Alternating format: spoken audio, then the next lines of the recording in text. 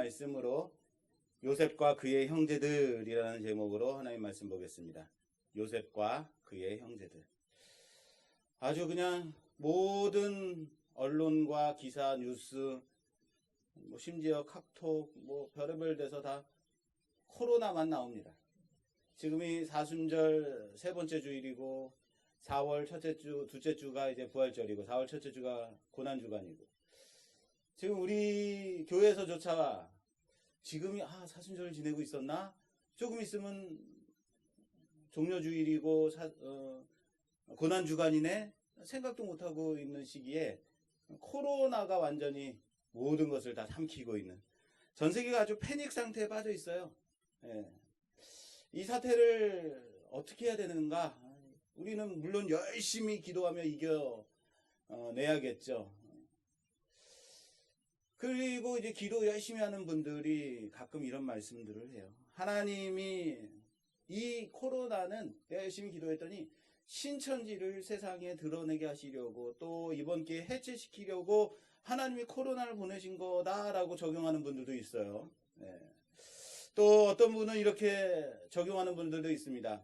내가 열심히 기도했더니 우리 교회들이 제대로 믿음 생활하지 않고 신앙 생활하지 않는 것을 회개하라고 돌이키라고 온전한 그리스도인으로 돌이키라고 하나님이 우리에게 주시는 신호야. 열심히 회개하고 돌이키고 기도해야 돼 라고 적용하는 분들도 있어요. 여러분들은 어떻게 생각하십니까? 물론 회개 운동을 해야 하는 것, 우리가 돌이키는 온전한 신앙생활을 해야 되는 건 맞습니다. 신앙인이 돼야 되는 것, 온전한 신앙인이 돼야 되는 것도 맞습니다. 물론 그런 부분이 분명히 있을 것도 같습니다. 그래서 저도 요즘 벌어지는 작태나 보도나 문제나 이런 것들로 인해서 지난 금요일 너무 화가 나가지고 하나님 앞에 막 그냥 따지면서 기도를 했어요. 열심히 기도하는데 저에게도 이제 감동이 일어나기 시작한 거예요. 하나님 어찌하면 좋습니까? 이거 어떻게 하시려고 그러십니까? 교회가 예배를 드린다고 손가락질 당하고 또한 서로 간에 눈치를 봐야 되는 이 상황 어떻게 하면 좋습니까? 화가 나서 막 기도하는데 감동이 왔어요. 그래도 어떤 감동이 왔냐면 내 마음속에 성령의 감동으로 그래 재영아 조목사야 그래 손 잘 씻어라 마스크 잘 끼고 다녀라 사람 많은데 다니지 마라. 아니 알았어요. 그러니까 어떻게 하면 되겠냐고요. 언제쯤 종식시켜 주실 거냐고요. 그래 손 잘 씻어 교회에다 세정제 갖다 놔라. 무슨 말인지 아시겠습니까? 어떤 상황을 보고 각각 사람들은 열심히 기도하고 성령이 주시는 어떤 감동이다라고 각각이 주시는 감동이 있을 겁니다. 그리고 그 주시는 감동을 적용하는 바도 각각일 수 있다고 생각합니다. 그런데 중요한 것은 무엇이냐면요. 먼저 상식의 기본에 충실해야 된다는 거예요. 내가 할 일 열심히 하고 내가 하지 말아야 될 것 제한하고 손 열심히 닦고 마스크 열심히 하고 다니고 사람 많은 곳에 다니지 않고 내가 해야 될 일에 기본에 충실한다면 분명히 또한 우리나라의 그 의료복지는 상당한 수준에 있습니다. 지금 방역당국에서 요구하는 바대로 우리들이 지킨다면 분명히 코로나는 종식되리라 믿습니다. 그리고 가장 중요한 것 우리가 한 일면만 보지 말아야 된다는 거예요. 공동체가 함께 공유하고 공감할 수 있는 것을 나누는 것 그것이 내 안에 있는 감동을 함께 나눌 수 있다라는 거예요. 지금은 우리가 왜 이렇게 못하냐라고 야단치고 혼내고 왜 그렇게 않느냐라고 그렇게 할 때가 아니라 함께 마음을 합해서 이 큰 어려움을 지나가도록 협력해야 된다는 거예요. 바로 그때라는 사실을 믿으시기 바랍니다. 또한 어려움을 당한 자들과 함께 사랑을 나누고 이럴 때 교회가 정말로 교회로서 감당해야 될 것이 무엇인지 고민해야 될 때라는 사실을 믿으시기 바랍니다. 이 상식에 이 기본에 아주 충실한 사람이 있어요. 아니 기본의 충실을 넘어서 너무 모범적인 사람이 있어요. 그 사람이 바로 His name is 요셉, 조지프입니다. 요셉의 인생에서 우리가 봐야 될 것은 잘 따라가면서 봐야 되는 것이 바로 요셉의 옷입니다. 요셉의 옷이 자주 언급이 돼요. 오늘 본문 말씀 37장 앞부분 3절에 요셉은 노년에 얻은 아들이므로 이스라엘이 여러 아들들보다 그를 더 사랑함으로 그를 위하여 채색 옷을 지었더니, 채색 옷이 나옵니다. 그리고 뒷부분에 가면 31절 말씀에 그들이 요셉의 옷을 가져다가 숫 염소를 죽여 그 옷을 피에 적시고, 요셉의 옷을, 채색 옷을 벗겨서 숫염소 피에 적셨다라고 말하고 있어요. 그 뒤에 보면 38장, 다음 장에 넘어가면 38장 11절에 그러할 때에 요셉이 그의 일을 하러 그 집에 들어갔더니, 요셉이 애굽 사람 보디발의 집에 종으로 팔려서 간 후에 그곳에 일하러 들어갔는데 그 집 사람들은 하나도 거기에 없었더라. 그 여인이 그의 옷을 잡고 이르되 나와 동침하자. 그러나 요셉이 자기의 옷을 그 여인의 손에 버려두고 밖으로 나가매. 그래서 요셉의 옷을 주인의 아내가 붙잡고 늘어지자 벗고 도망가는 장면이 나옵니다. 요셉의 옷이 벗겨집니다. 또 41장에 가면요, 41장 41절, 이제 요셉이 총리가 되는 장면입니다. 바로가 또 요셉에게 이르되 내가 너를 애굽 온 땅의 총리가 되게 하노라 하고 자기의 인장 반지를 빼어 요셉의 손에 끼우고 그에게 세마포 옷을 입히고, 세마포 옷을 입히는 장면이에요. 요셉의 인생을 볼 때 요셉의 인생 가운데 이 옷의 변화는 요셉의 신분의 변화, 요셉의 신상의 변화를 보여주는 좋은 예가 됩니다. 채색 옷을 지어 입혔습니다. 그랬더니 그것을 형제들이 채색 옷을 벗기고 그것을 벗긴 후에 염소의 피를 묻혀서 아버지에게 갖다 줍니다. 그리고 요셉은 애굽의 종으로 팔려가서 종의 옷을 입게 됩니다. 그런데 그 종의 옷 또한 주인의 아내에 의해서 벗겨짐을 당하게 되죠. 그리고 옥에 갇히고 죄수의 옷을 입고 있다가 애굽 왕의 부름을 받고 그 죄수의 옷을 벗고 끝내 그 죄수의 옷을 벗고 세마포 옷을 입게 됩니다. 영화로운 세마포 옷입니다. 영화로운 세마포. 그래서 요셉이 영화의 모델이다라고 알 수 있는 거예요. 오늘 본문에서도 시작이 이렇게 되죠. 요셉의 옷이 무엇으로 시작하냐면 채색 옷으로 시작이 되고 있어요. 채색 옷. 이 채색 옷은요, 여러분들 그 아가들이 입는 그 색동 저고리, 색동 옷 이런 거 아닙니다. 채색이 되어 있는 옷. 우리 그 조선시대, 고려시대 뭐 이런 시대극을 보면 일반 서민들은 그냥 흰 옷 입죠. 우리 민족을 백의의 민족이라고 말하죠. 백의의 민족, 우리는 깨끗한 옷을 좋아하기 때문에 백의의 민족이 아니라 채색할 돈이 없기 때문에 흰 옷을 입은 거예요.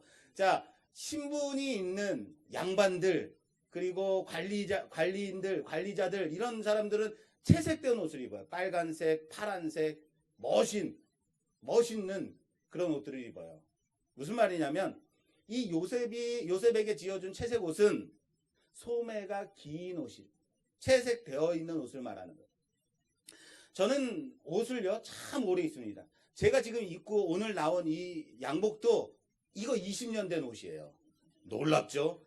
예, 저는 20년 전에 이 체형과 지금 체형이 거의 바뀌질 않았어요.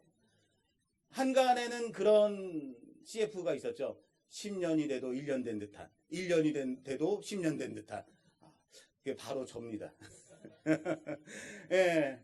그런데 제가 또 옷에 대해서 실증을 내지 않는 그런 스타일이에요. 그래서 제가 가지고 있는 옷은 기본이 10년, 15년 다 그렇게 이상이 되는 옷들이 대부분이에요. 게다가 이젠 제 아들이 저보다 덩치가 더 커졌어요. 키도 더 커지고. 어느 날 아내가 아들의 옷을 정리하고 있는 거예요. 그래서 아들의 옷은요, 금방 아들이 크니까, 덩치가 자라니까 새 것 같은 좋은 옷들이 많아요. 몇 번 안 입고 이제 작아서 버리는 거죠.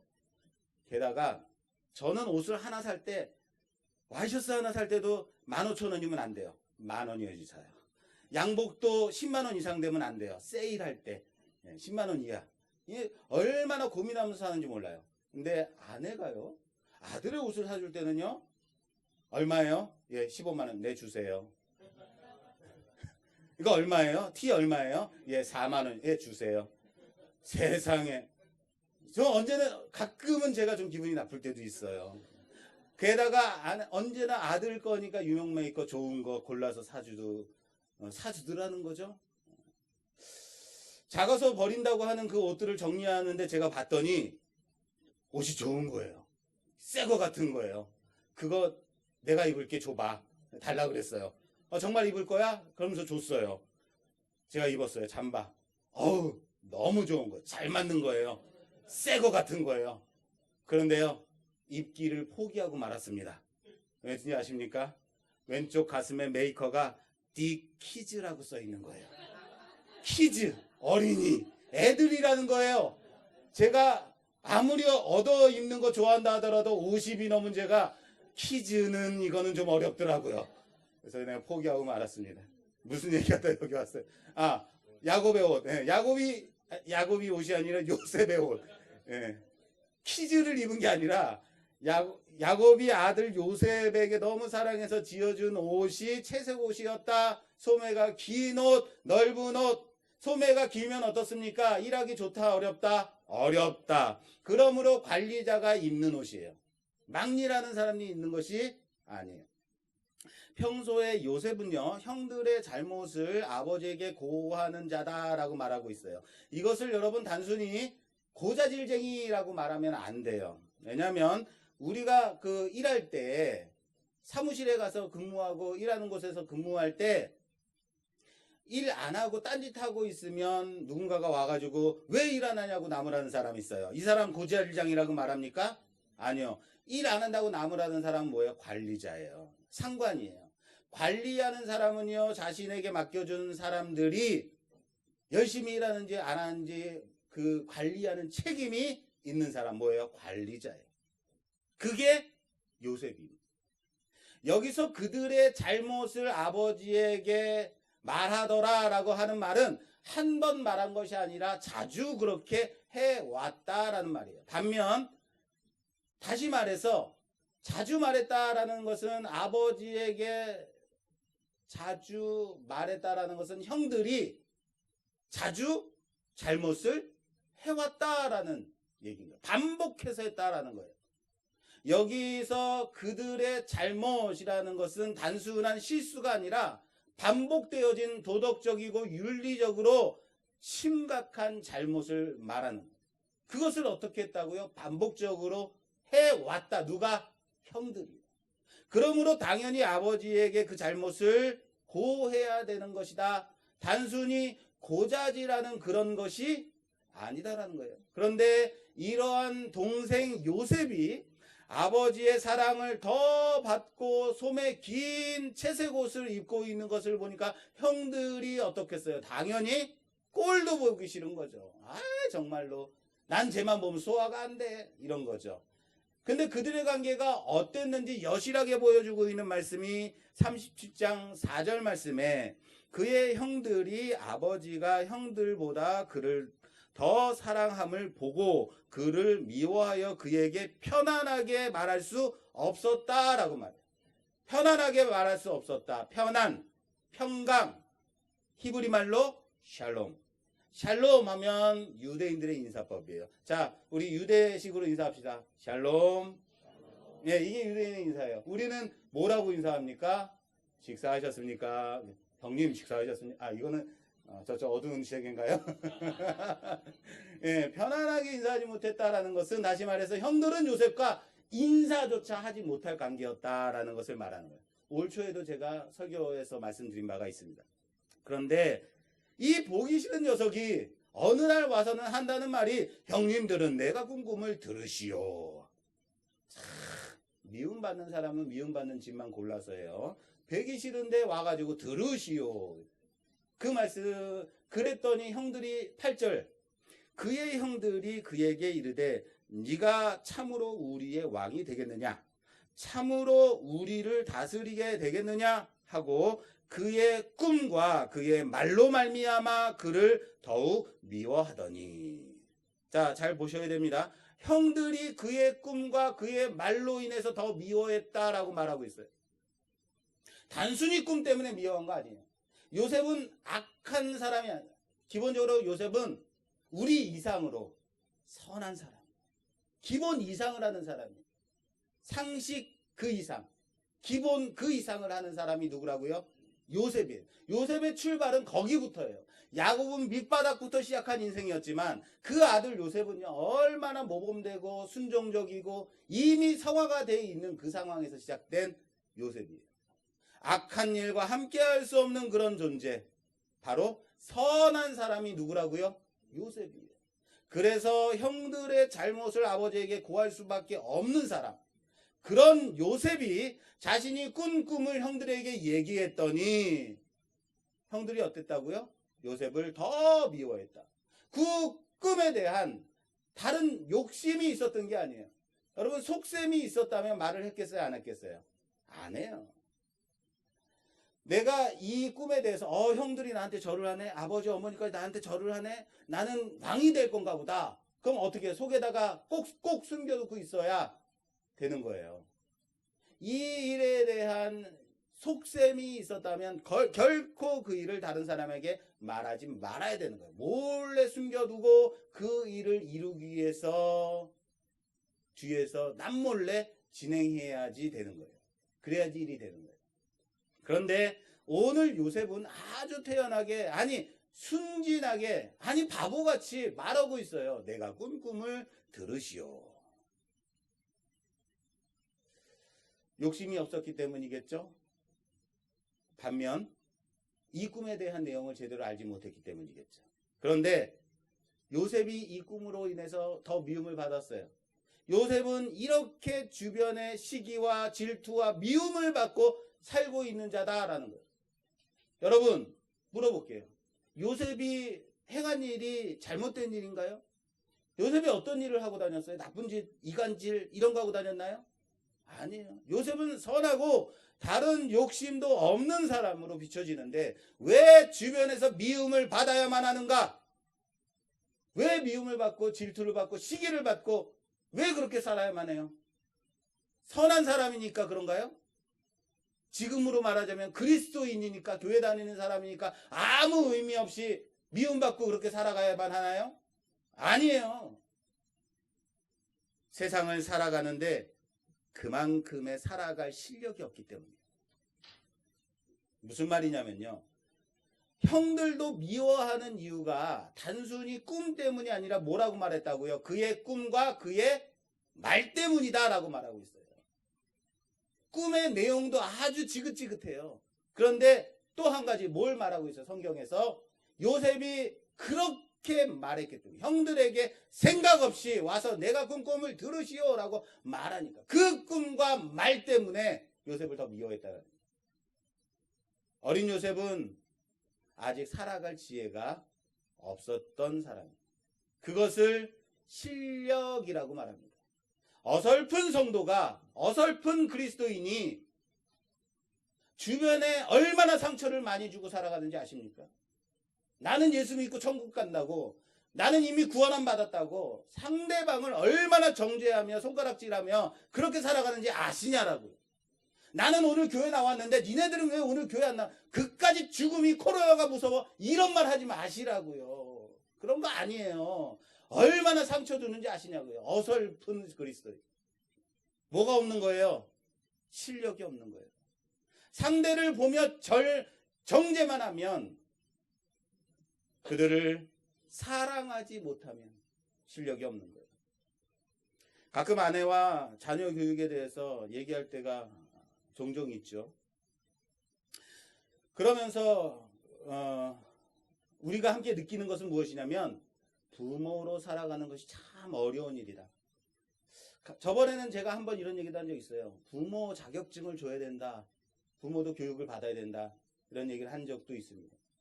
근데 부모가요, 일반적으로 자식에게서 자신이 부족한 모습을 자녀에게서 발견하게 될 때, 내가 내 자신에 대해서 용납하지 못하고 내가 내 자신에 대해서 힘들어했던 그 모습을 자식들에게 볼 때 부모는 참 무너집니다. 그것 때문에 내가 실패했고 내 인생 그것 때문에 상처받았는데, 그런 성향이 자녀들에게 보이게 될 때, 그런 모습을 자녀들에게서 볼 때 너무 힘들죠. 그래서 자녀들을 더 그러지 마, 너 그러면 안 돼 라고 더 다그치고 야단치게 되는 부분이 있어요. 왜 이런 것들이 생기냐면 우리의 자아가 건강하지 못하기 때문에 그래요.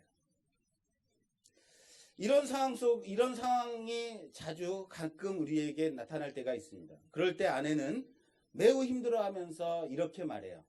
하여튼 우리 아이들을 더 사랑하도록 기도해야겠어 라고 말해요. 여기까지 참 좋은데, 이럴 때 저는 여지없이 가르치는 습관이 나오는 거죠. 아니야 여보, 그게 아니야. 사랑은 기도하면 되는 게 아니야. 그냥 사랑하면 되는 거야. 기도할 시간에 사랑해줘. 이럴 때 분위기가 아주 싸해지는 거죠. 무슨 말인지 아시겠어요? 그렇습니다. 저는요, 알 거 다 알아요. 많이 알아요. 매우 많이 알아요. 그런데 문제가 내가 아는 만큼 지혜롭게 행동하지는 못하더라라는 거예요. 아무리 복사라 하더라도 남편이기 때문에. 상대를 존중해주고 감싸주고 따뜻하게 안아주고 사랑해줄 만한 실력이 어때요? 부족한 거예요. 네, 저 더 사랑하도록 기도해야겠어. 그러면 여기서 모범답안은 뭐예요? 그래 여보, 나도 같이 옆에서 사랑하면서 기도할게. 이래야 되는데 그냥 사랑해. 뭘 기도한다 그래. 누구처럼요? 저는 겨우 17세 요셉처럼 아직 그렇게 남을 존중해 줄 만한 실력이 되지 않은 거예요. 요셉 어떤 사람이다? 기본적으로 선한 사람이다. 요셉은 기본적으로 모범된 사람이다. 기본 이상하는 사람이다. 그런데 우리는 너무 바르거나 모범적인 사람을 보면 어때요? 존경돼요? 나도 저렇게 살아야 되겠는데 도전됩니까? 왜 대답들 안 하세요? 솔직히 말해보세요. 이런 요셉 같은 아버지한테 잘못된 거 고하고 그러는 사람 보면서 뭐라고 생각하냐면 재수없어. 참 쟤는 진짜, 쟤는 왜 귀신도 안 잡아가나 모르겠어. 뭐 이런 거 있잖아요. 반에서 선생님이 재밌는 거 얘기해 주려고 오늘은 수업 안 하고 내가 내 연애담 얘기해 줄게. 그럴 때 선생님 공부하시죠. 진짜 때려잡고 싶어지. 그죠? 그런 거. 요셉이 바로 그런 사람이란 거예요. 근데 아쉽게도 요셉이 그러한 그런 캐릭터를 가지고 있는 사람이에요. 보세요. 얼마나 재수없는 사람인지. 오늘 아버지는 요셉을 멀리까지 보냅니다. 세겜까지. 왜 보내는지 아시겠어요? 그 내용이 없어요. 그냥 가서 형들과 양떼가 잘 있는지 보고 와. 그런데 이 거리가 얼마나 먼 거리인지 아십니까? 헤브론에서 세겜까지 100km예요. 그러지 마십시오. 여기 서울에서 인천까지 50km예요. 왕복거리예요. 얼마나 먼지 아시겠죠? 그러나 우리의 요셉은 네, 알겠습니다. 바로 가요. 자, 왜 보냈는지, 겨우 형들이 잘 있는지, 양떼 잘 있는지 100km까지 가서 그걸 봐야겠어요? 아버지, 잘 있겠죠. 한두 살 먹은 어린애도 아닌데요. 루벤 형님은요, 지금 30이 되는 사람이에요. 이러지 않겠어요? 즉각. 그런데 왜 거기까지 보내야만 했는지 우리는 추정할 수 있어요. 우리는 알 수 있어요. 왜 거기까지 보냈을까요? 요셉이 어떤 사람이기 때문에? 요셉은 채색 옷을 입은 사람이기 때문에 그런 거예요. 무슨 말인지 아시겠어요? 요셉은 그렇죠. 관리자의 위치에 있는 사람이기 때문에. 자, 형들이 어디 갔어요? 세겜. 세겜이 어떤 곳이에요? 야곱의 딸 디나가 강간을 당한 곳. 거기에 있는 모든 남자들을 다 죽이고 도망친 곳 어디예요? 세겜. 세겜에 갔잖아요. 자, 보세요. 형들은요, 맨날 사고 치는 캐릭터인 거예요. 요셉이 아버지, 형들이 도덕적으로 너무 심각한 잘못을 하고, 형들이요, 나이트장 가서 오늘도 놀고 왔어요. 형들이 정말 고주망태돼서 들어왔어요. 말할 수밖에 없는 관리자의 입장에 있는 요셉. 형들은 맨날 사고 치고 다니는 거죠. 아버지 야곱에게 마음에 들지 않는, 멀리 보내면 걱정되는 아들들인데 어디까지 갔어요? 세겜까지 갔다라는 거예요. 그래서 이번에도 사고 치나 안 치나 궁금했던 거죠. 걱정됐던 거죠. 멀리까지 가서 보고 오라고 요셉을 보낸 거죠. 왜? 요셉은 제세고 집은 사람이니까. 내 형들과 양떼가 잘 있는지 가서 보고 와라. 거기서 괜히 또 쌈박질 하지 않는지 보고 와라. 그런데 보낸 거리가 얼마나 된다고요? 100km. 어마어마한 거리예요. 가서 거기에 형들이 또 있어요, 없어요? 없어요. 형들이 없는 거예요. 멀리까지 갔는데 형들이 없어요. 그럼 형들 없네? 아버지한테 가서 아버지, 형들이요, 양친다고 해서 딴 데 가서 놀고 있나 봐요. 이렇게 말해도 될 거예요. 근데 우리의 요셉은 가서 헤매다닙니다. 헤매다니는 것을 보고 어떤 사람이 나타나서 형들이 도단으로 갔다라고 말해줍니다. 헤매다녔다라는 말을 보면 아주 많이 헤매다닌 것 같아요. 어떤 사람이 나타나서 도단으로 갔다 말해줄 정도로.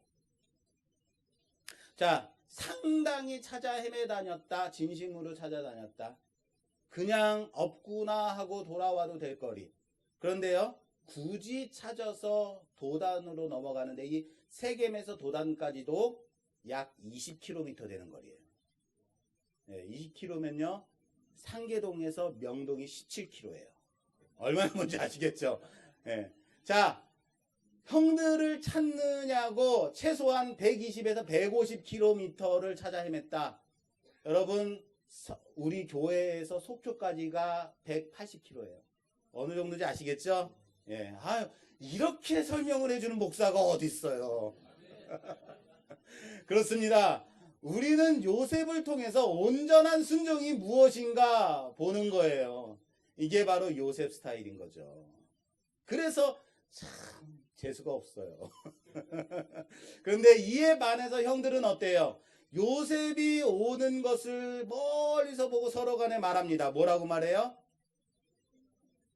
20절. 자, 그를 죽여 한 구덩이에 던지고 우리가 말하기를 악한 짐승이 그를 잡아먹었다 하자. 그의 꿈이 어떻게 되는지를 우리가 볼 것이니라.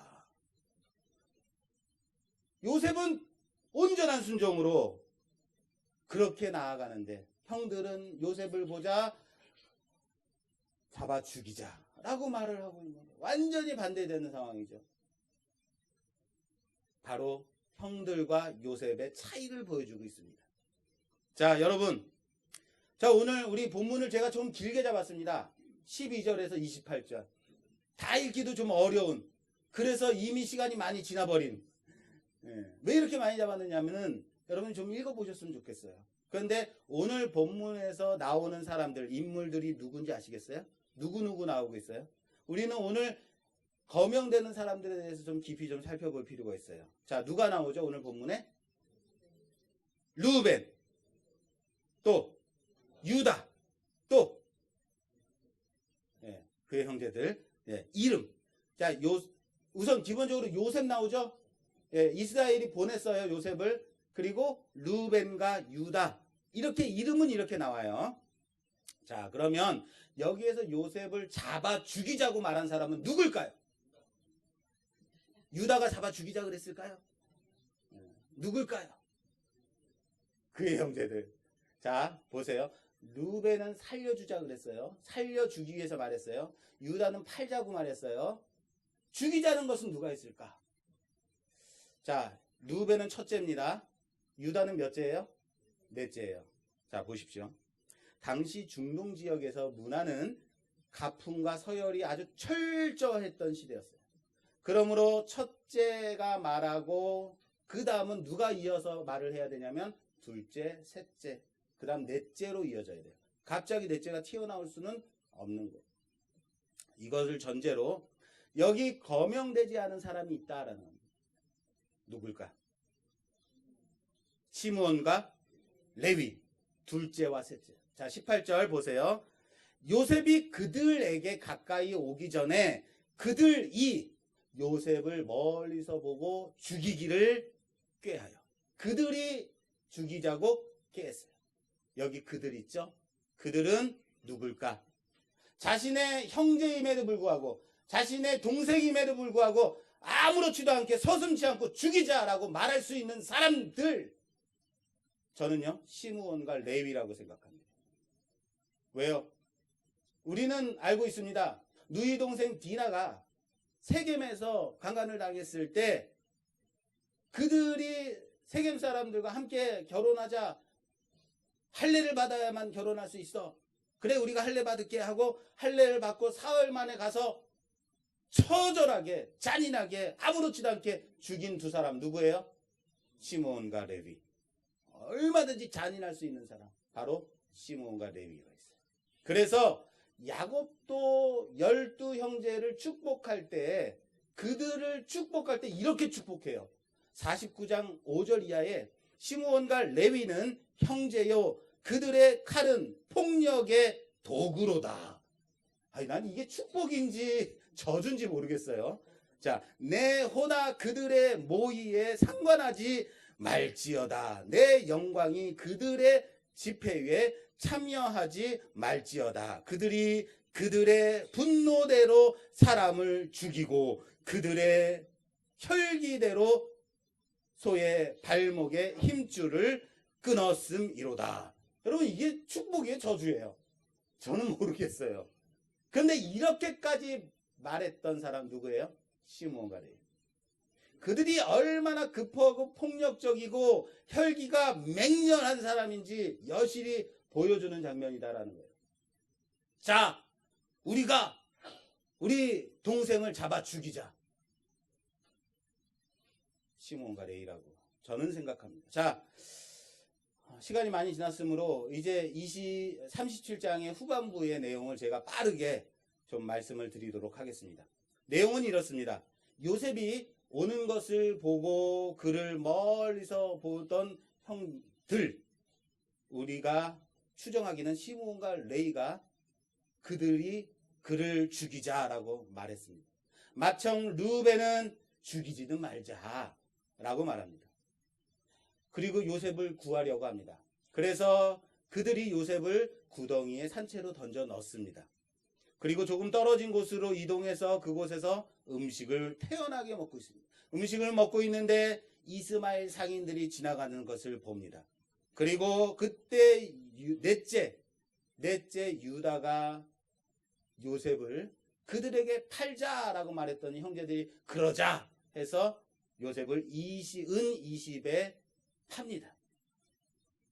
마청 르우벤이 돌아와서 봤는데 요셉이 있다 없다? 없는 거예요. 아주 통탄해합니다. 그러나 요셉을 찾아올 수 없습니다. 그들은 요셉의 채색옷에 염소의 순염소의 피를 묻혀서 아버지에게로 보냅니다. 요셉이 짐승에게 잡아 먹혔습니다. 야곱이 얼마나 슬퍼했는지, 얼마나 상심했는지 식음을 전폐하고 슬퍼합니다. 이 부분을 성경은 34절에 이렇게 표현하고 있습니다. 자기 옷을 찢고 굵은 배로 허리를 묶고 오래도록 그의 아들을 위하여 애통하니. 오래도록 그의 아들을 위하여 애통했다. 이 오래도록이라는 말이요, 하루의 슬픔에 하루의 슬픔을 더하다라는 의미예요. 다시요. 이 오래도록이란 말은요, 하루하루 그 아픔이 더해졌다라는 의미예요. 얼마나 슬퍼했는지 아시겠죠? 여기서 우리는 이 부분을 통해서 몇 가지 좀 짚고 넘어갈 내용이 있습니다. 형들은 요셉을 은 20에 팔았습니다. 은 20은 레위기에 보면 종의 몸값이 은 20이에요. 일반 성인 남성의 몸값은 은 30입니다. 요셉은 종의 값으로 팔렸다라는 거예요. 은 20에 팔리고 옷이 벗겨지고 갈기갈기 찢겨지고 피에 적시우고 아버지 야곱이 애통해하면서 악한 짐승이 그를 갈기갈기 찢었다라고 말하는 것. 여러분 누가 생각나지 않습니까? 생각나는 사람 없습니까? 아무도 생각 안 나요? 예수님이 생각나죠. 은30에 팔리고 옷이 벗기우고 갈기갈기 찢기우고 피에 적시우고 바로 그리스도를 보는 거죠. 요셉은 바로 예수님을 예표하는 인물입니다. 그래서 우리는 요셉의 생애를 통해서 예수님을 보는 거예요. 형들은 염소의 피에 요셉의 옷을 적십니다. 아버지께 보냅니다. 아버지를 속이죠. 바로 야곱이 어머니와 작당해서 눈 어두운 이삭, 아버지 이삭을 속여서 장자의 축복을 받을 때에 바로 그 모습이죠. 이것을 세상 사람들은 인과응보라고 합니다. 믿는 자들은 인과응보라는 말을 사용하면 안 됩니다. 이것은 죄의 결과입니다. 뭐라고요? 죄의 결과예요. 그런데 자, 여기서 우리가 생각해 봐야 될 것이 바로 이거예요. 요셉이 꾼 꿈. 요셉은 꿈을 꾸었습니다. 11단이 자기에게 경배하는 것. 해와 달 11별이 자기에게 경배하는 꿈을 꿨습니다. 요셉은 천진난만하게 형들에게 이 꿈을 얘기합니다. 아무런 욕심이 없었기 때문에 말할 수 있는 거예요. 반면 이 꿈이 의미하는 바가 얼마나 큰 것인가를 몰랐기 때문에 그런 겁니다. 이에 반해서 형들은 이 꿈을 듣자마자 아주 크게 화를 냅니다. 왜 화를 냈을까요? 왜 그렇게 화를 냈을까요? 이 꿈이 의미하는 바를 알았기 때문에. 그리고 오늘 본문에 형들의 말을 통해서 그들이 이 꿈을 얼마나 두려워하고 있었는지를 우리는 찾아볼 수 있습니다. 20절 말씀, 자 그를 죽여 한 구덩이에 던지고 우리가 말하기를 악한 짐승이 그를 잡아 먹었다 하자 그의 꿈이 어떻게 되는지를 우리가 볼 것이니라. 자, 따라서 합시다. 그의 꿈이 어떻게 될 것인지 우리가 볼 것이니라. 우리가 그를 죽여도 하나님은 과연 그 꿈을 이루실 것인지 한번 보자라는 거예요. 지난주 설교를 참조하십시오. 그의 꿈이 어떻게 될는지 보자 라고 하고 있는 거예요. 얼마나 교만한 말인지 몰라요. 그들은 그의 꿈이 이루어질까 봐 두려웠던 것입니다. 그래서 그를 죽일 만큼 미웠던 것입니다. 아니 어쩌면 죽일 수밖에 없는 사람들이. 왜요? 꿈이 이루어질까 봐. 그들 또한 그 꿈이 어떻게 되는지 우리 한번 보자라고 하고 있는 겁니다. 오늘 우리는 본문을 통해서 여러 인물들을 살펴보고 있습니다. 크게는 요셉과 나머지 형제들이겠죠. 정확하게는 요셉과 루벤, 시므온, 레위, 유다입니다. 문제는 이 모든 인물들이 뭐예요? 하나님의 선택받은 자녀들이라는 거예요. 하나님이 선택한 자들, 쉽게 말하겠습니다. 구원받은 자들이란 거예요. 그들이 이런 일을 하고 있다고요. 자기의 동생을 죽이자고 말하고 있고 자기의 동생을 팔아먹자고 얘기하는 그들이라고요. 다시 말해 지금 이들이 살아가는 이 모습은 구원받기 위한 선택의 싸움이 아니라는 거예요. 이미 그들은 구원받은 백성이에요. 선택받은 백성이에요. 마음에 안 들지만 그러나 하나님의 구원의 계획 속에 누가 주도하며 사용받느냐 그 싸움을 보여주고 있는 거예요. 지금 이 모습. 누군가가 이렇게 말하더라고요. 예수 믿는 거 좋아. 그래, 예수 믿는 거 좋다. 그러나 너무 열성적으로 열광적으로 믿지는 마라 라고 말하더라고요. 여러분, 이것이 신사적인 건가요?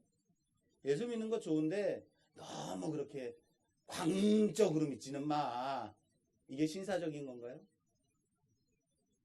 왜 사회 속에서는 1등 해야만 하는데 자녀들에게는 학교에서 1등 하라고 하면서도 교회에서는 왜 주도하며 1등 헌신 봉사하며 하나님 앞에 헌신해야 한다고 가르치지 못하냐고요.